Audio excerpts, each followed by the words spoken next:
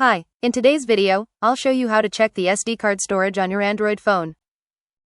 Checking your SD card storage helps you see how much space is available and how much has already been used.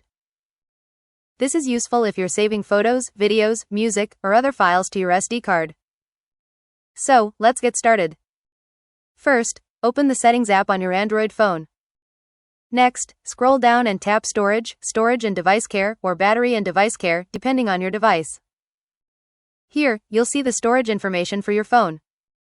If an SD card is inserted and recognized, it will appear as SD card, portable storage, or by its card name. Tap on the SD card option to view its storage details. You'll now see how much space is used and how much is available on your SD card.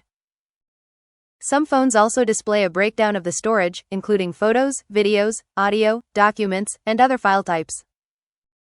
If you want to see the files stored on your SD card, tap Files or open your phone's File Manager app, then select the SD card from the storage list. From there, you can manage your files by moving, copying, deleting, or organizing them to free up space whenever needed.